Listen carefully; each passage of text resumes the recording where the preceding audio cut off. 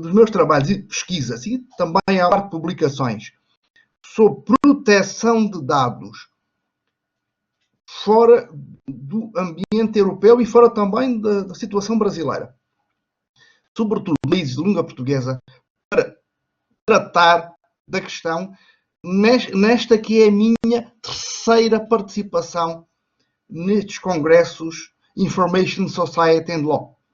E também será para, talvez, a minha sétima ou oitava, ou talvez oitava participação em atividades na FMU e mais ainda também tenho tido com a FMU. Mas, pelo tempo possível, eu sugeri e foi aceito que nós nos circunscrevêssemos, nos focássemos nos países africanos de língua portuguesa. Na programação está países e territórios, porque creio, por uma outra intervenção minha, e até Macau. Macau é um território na China, agora com a administração chinesa, mas que mantém um sistema jurídico próximo do português, e assim será daqui a mais 40 anos, mas tem também um regime de proteção de dados pessoais, que aliás será dos poucos no Oriente. Mas, indo em frente, portanto, estamos aqui em países africanos de língua portuguesa. O que eu vou dizer de imediato, vou falar de imediato, não tem relevância para colegas, mas eu sei que estão aqui muitos alunos e muitos iniciantes. Isto porque, elevando a simplificação quase ao nível do simplismo, ou do simpório, como dizem mais por aí, no Brasil há uma ideia difusa, no sentido de, bom, na União Europeia havia um regulamento Geral de Proteção de Dados, RGPD, há algumas pessoas por aí, erroneamente, de uma forma incrivelmente errónea, porque esta é a designação oficial na União Europeia e em língua portuguesa. RGPD, essa do GDPR, só aí, desculpem, mas isso só no Brasil. No Brasil, pronto, talvez no Reino Unido, na Irlanda, falem GDPR, ou na Ilha de Malta. Havia um regulamento europeu, tinha passado a haver um regulamento europeu, era preciso fazer alguma coisa. Por coincidência, tratei de questões semelhantes a esta no mestrado da FMU no final de abril de 2018, aí na Liberdade. Quando, a propósito de proteção de dados, bom, aqui há anos que estão uns PLs na gaveta, sabe-se lá quando. E, efetivamente, foi o impacto mediático da entrada em vigor a 25 de maio de 2018 do Regulamento Europeu, depois de uma vacácio superior a 2 anos, que isso mexeu muito.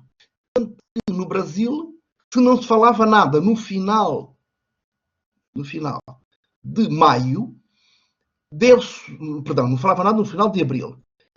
A partir de meados de maio, deu-se uma aceleração do processo legislativo quase supersónica.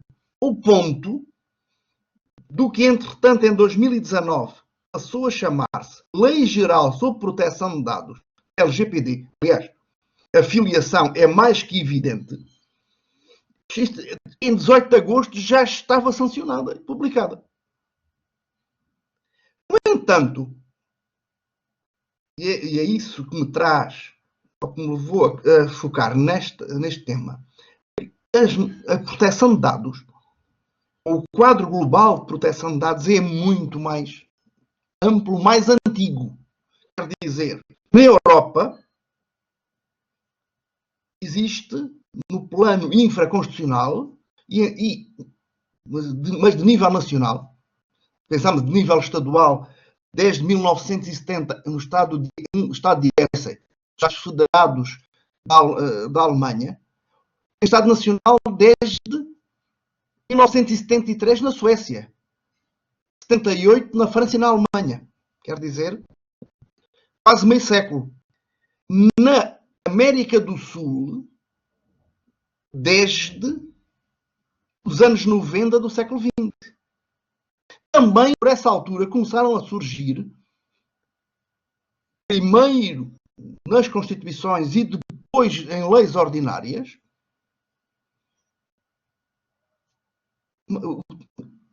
regras enfrentando o tratamento de dados pessoais. No próprio Brasil já existia, diga-se assim, quer dizer, também no início, desde o início da década de 90 do século XX. Se forem ao Código de Direito do Consumidor, o Código de Defesa do Consumidor, o CDC, há regras em tratamento de dados de consumidores. Claro que não são regras tão amplas como o Act da Califórnia sobre Privacy Data Protection para consumidores de 2018. Pronto. Como também, em 2011, a Lei de Acesso a Documentos Administrativos também tem regras de tratamento de dados. O mesmo, desde abril de 2014, mas para o tratamento de dados em contexto de internet, o Marco Civil, ou o chamado Marco Civil, e chamado porque se é LGPD, a expressão Lei Geral de Proteção de Dados, consta do próprio instrumento legislativo, se passarem o Marco Civil de ponta a ponta, ou dito Marco Civil, não há nenhuma referência a esse nome. Isso foi uma designação jornalística, mas que pegou. Hoje até podemos dizer que há um costume para a Etherlegem, no sentido desse diploma se designar por Marco Civil. Constituições. E temos que nos colocar em África. As independências africanas dos países de língua portuguesa ocorreram muito tardiamente, em termos comparativos, a partir de 1975, a situação da Guiné-Bissau, que havia proferido uma declaração unilateral de independência em Medina do Bué, em 1973, levou a que a independência da Guiné-Bissau fosse ainda em uns meses antes. Bom, mas independências com regimes de partido único de inspiração marxista. Também com a queda da União Soviética e do sistema soviético, houve mudanças grandes no sentido do pluripartidarismo, já não um partido único, e podemos chamar uma nova geração de constituições. Constituições de inspiração ocidental, as quais, no que se refere aos direitos fundamentais, são relativamente próximas à Constituição Portuguesa. Era que estava mais acessível.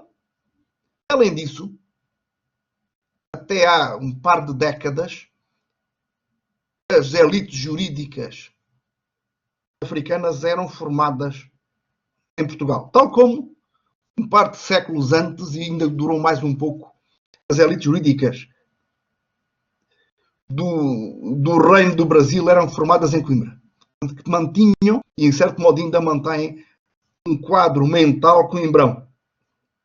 Eu digo isto sorrindo, porque eu sou da Escola de Lisboa.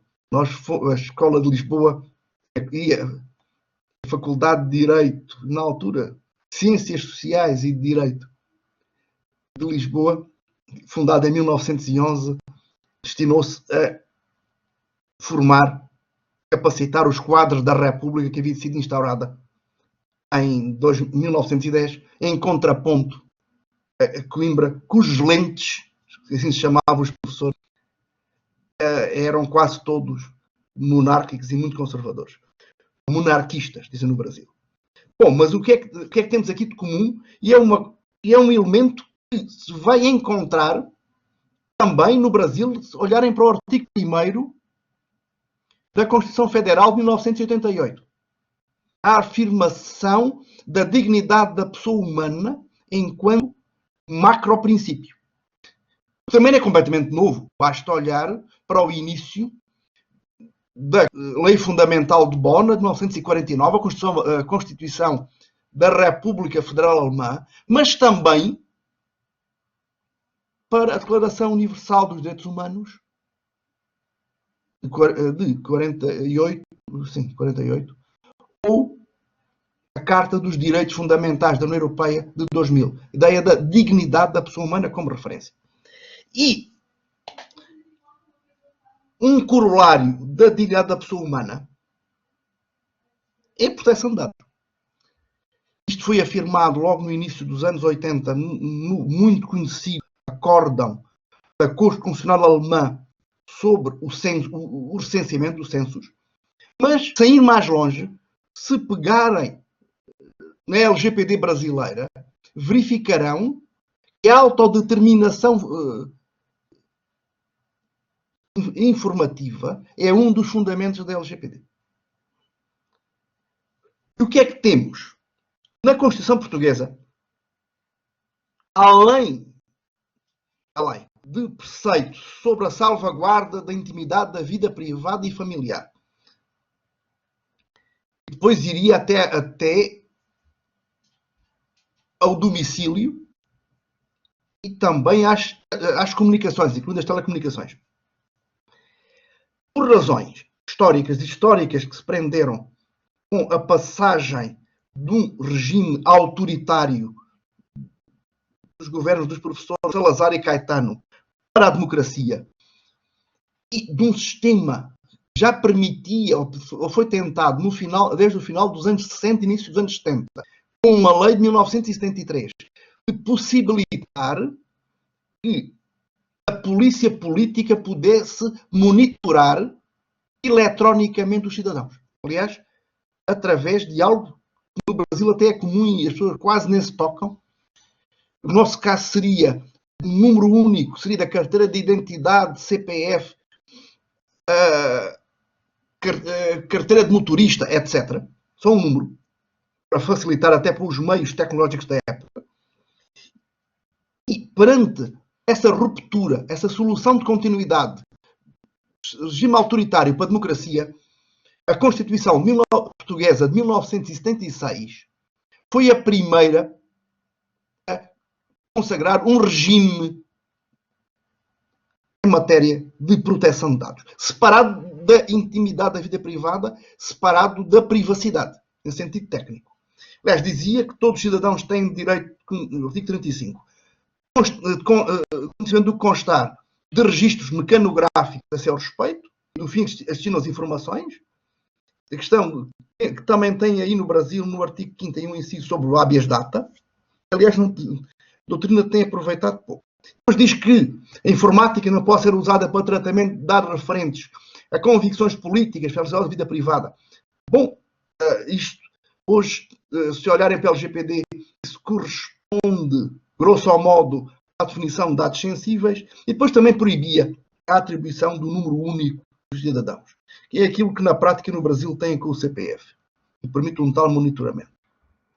Bom, atualmente, depois da revisão constitucional de 1997, a Constituição Portuguesa incorporou o sentido tanto de uma convenção do Conselho da Europa, de 1981.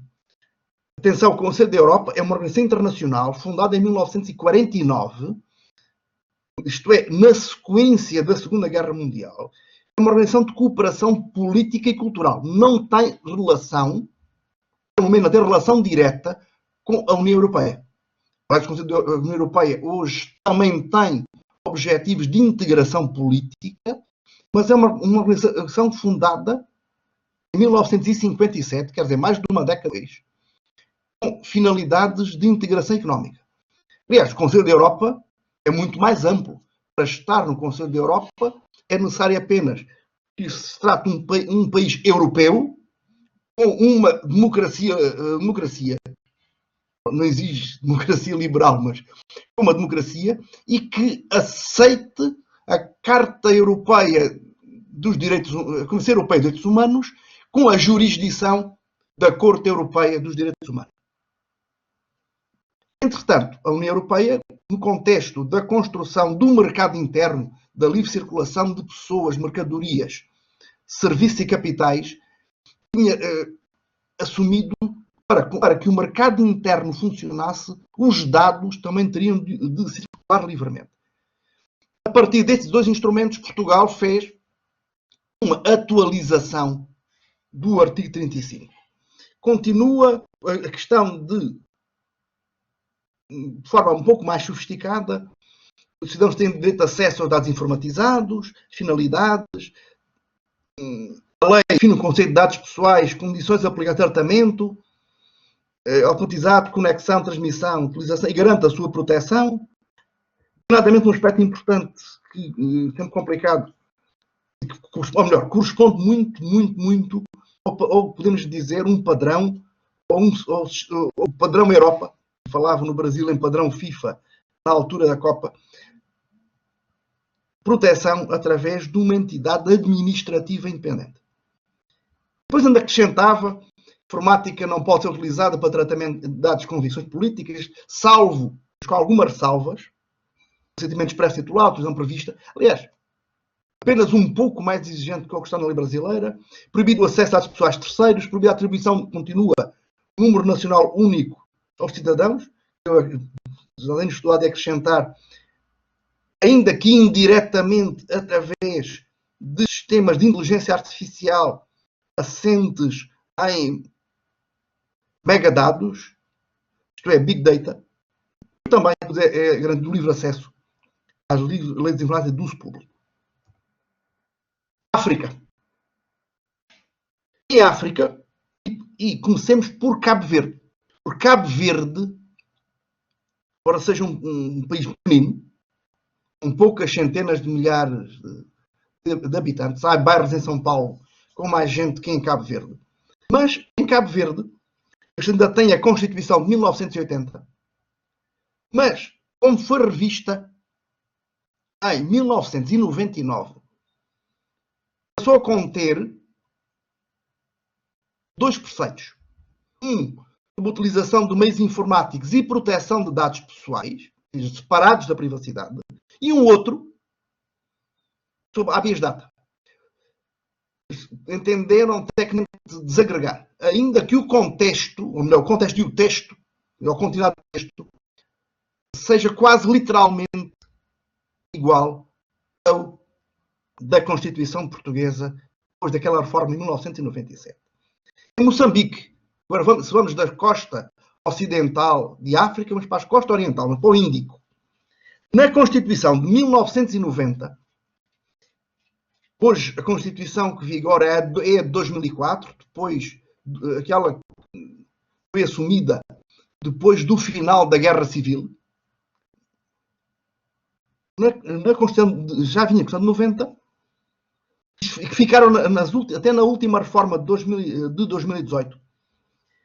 No contexto dos outros direitos pessoais, diz que todo cidadão tem direito à reserva da vida privada, nada de novo, mas contém também regras sobre a utilização da informática, em linha também com a Constituição Portuguesa. São Tomé e Príncipe. São Tomé e Príncipe, pequeno estado insular no Golfo da Guiné, e sim, há quase todos os bairros de São Paulo terão mais gente que a República Democrática de São Tomé e Príncipe. Eles têm, é um país pequeno. A Constituição é de 75, houve uma reforma em 2003 que não tem referência, não tem ligações, não tem referências à proteção de dados. Intimidade pessoal, da vida privada e familiar são invioladas.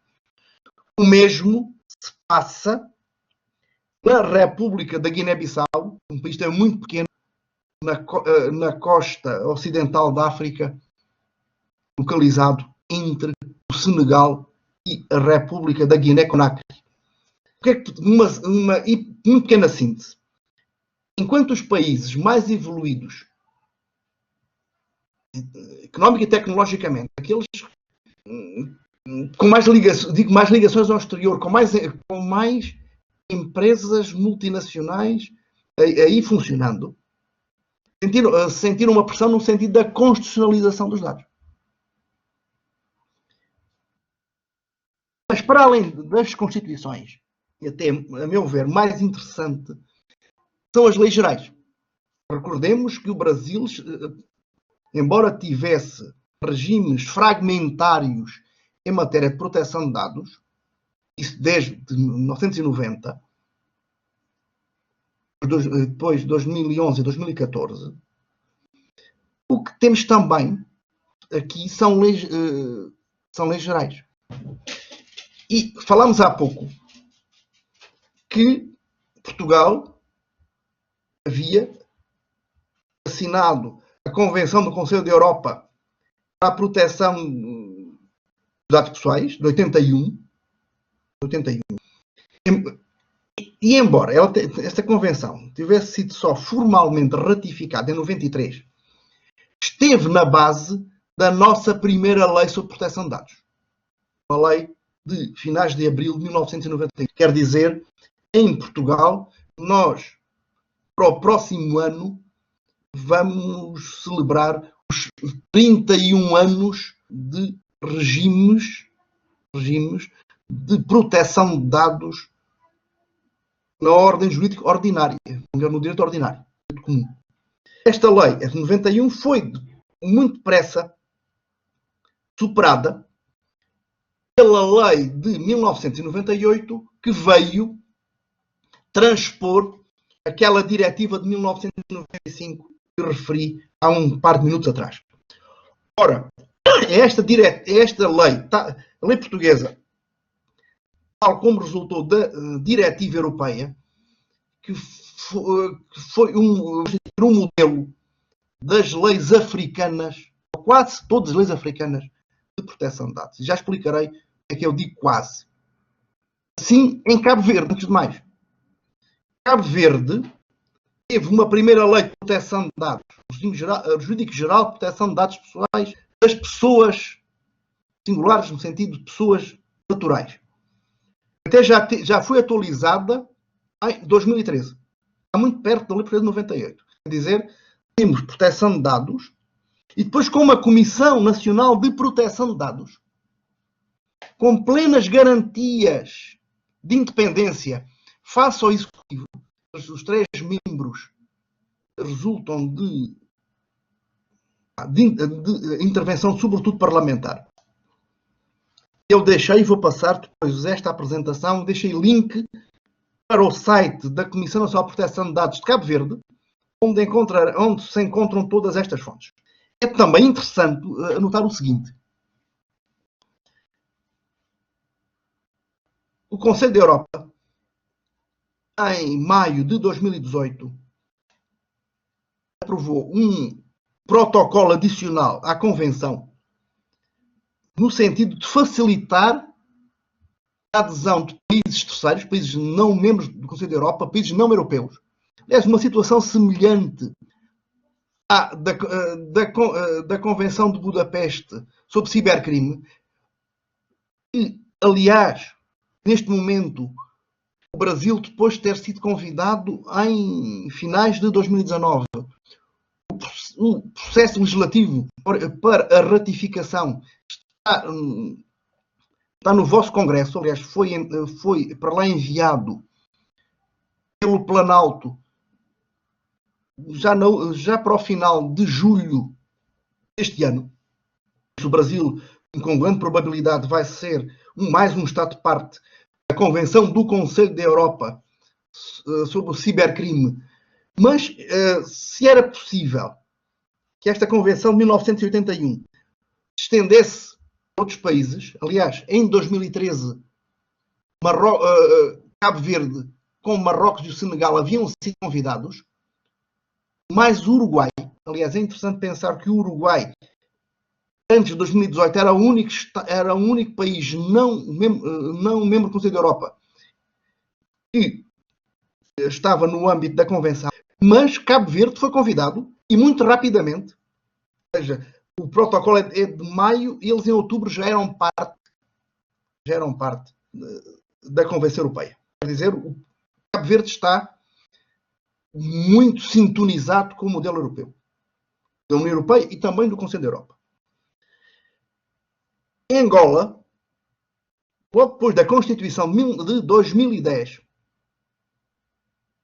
quer dizer, em junho de 2011, foi publicada uma lei de proteção de dados pessoais. Também uma lei que segue para e passo a lei portuguesa, aquela que tinha resultado da transposição da diretiva da União Europeia. Aqui o que temos de diferença e leva a uma proximidade ao que ocorre com a lei brasileira e também com o decreto que, entretanto, foi aprovado, é que, nos termos do Estatuto Orgânico da Agência Angolana de Proteção de Dados, a mesma não tem um estatuto independente estando na esfera do Poder Executivo. É curioso, creio eu, que é muito curioso a situação de São Tomé e Príncipe. Recordem que a Constituição não tratava do assunto, mas desde maio de 2016, quer dizer, 2 anos antes do Brasil, um pouco mais de 2 anos antes, têm uma lei, aliás, muito interessante, que visa proteger os dados pessoais de pessoas naturais. Aliás, é um modelo anterior ao Regulamento Geral de Proteção de Dados. Aliás, nem dava para ser antes, é que o Regulamento Geral de Proteção de Dados foi publicado a 4 de maio de 2016 e esta lei foi a 10 de maio, cerca de uma semana, menos de uma semana. Mas, de qualquer modo, é notório que já há alguns contributos para esta lei da discussão e dos trabalhos complementares do Regulamento Europeu. Além disso, São Tomé e Príncipe conta com uma Agência Nacional de Proteção de Dados Pessoais, a autoridade administrativa independente. Aí seria aí no Brasil seria uma autarquia, creio que até com uma independência superior à da CAD, ou do CAD, Conselho de Defesa Económica, e isto desde abril de 2017. Diferente é a situação de Moçambique. Dizia e diz a Constituição que a lei regula a proteção de dados pessoais, constantes de registros informáticos, incluindo acesso aos bancos de dados, a constitucionalização por autoridades públicas e entidades privadas, estes bancos de dados ou suportes informáticos. Embora a lei o diga há cerca de 2 décadas, ainda não existe a lei. Mas é um facto que Moçambique também teve grande influência de cultura de raiz inglesa. Aliás, como a expressão disso, em Moçambique os automóveis circulam pela esquerda e têm o volante à direita. E eles têm distância. Aliás, embora ainda a semana passada até conversei bastante com a diretora do que seria a Escola Nacional da Magistratura. Eles querem algum apoio nosso, sobretudo para capacitação de juízes e promotor. Mas eles passaram a tratar de questões de proteção de dados não diretamente a partir do modelo europeu, mas com base num outro instrumento, que por sua vez havia sido inspirado no europeu, que é a Convenção da União Africana sobre Cibersegurança e Proteção de Dados Pessoais.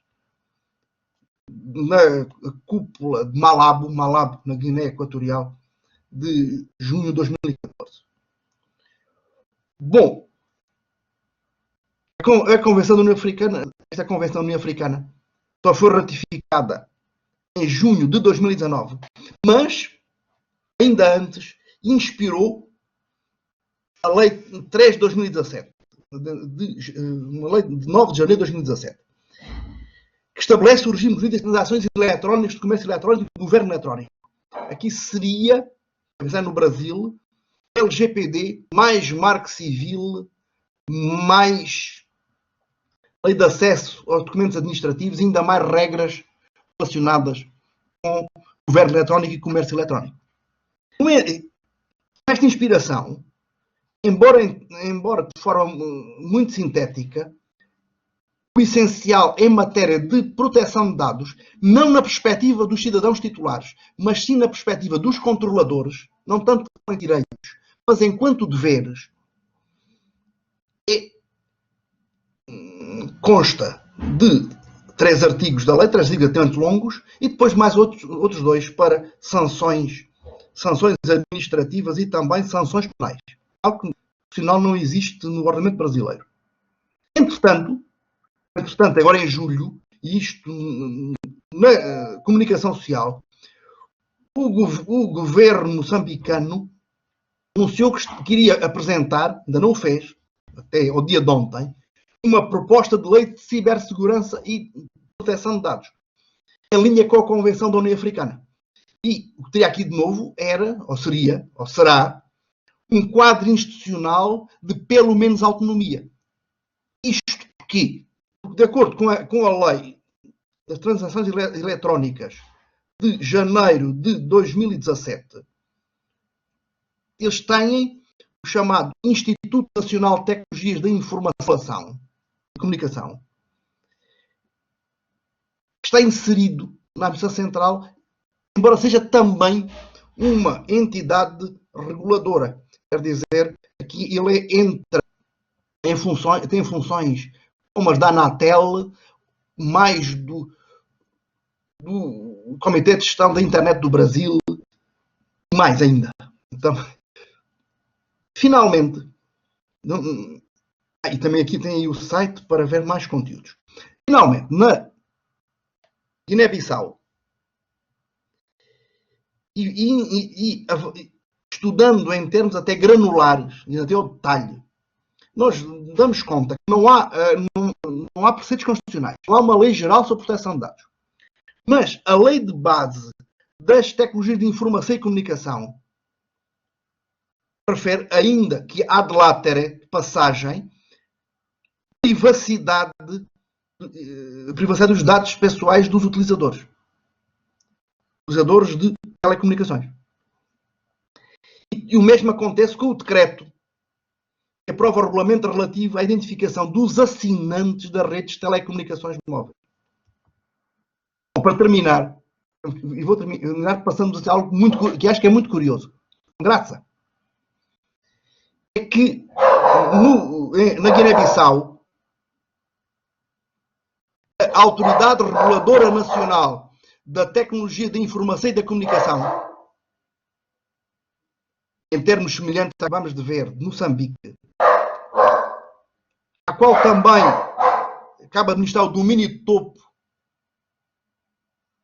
GW, que é no Brasil, que é o ponto .br, na Guiné-Bissau, é o GW. Quando nós vamos à política de privacidade da autoridade guineense, temos lá referência expressa, não uma lei interna, mas sim ao Regulamento Geral de Proteção de Dados Europeu. Bom, terminei. Agradeço a vossa paciência, assim como a boa vontade dos moderadores, colegas moderadores.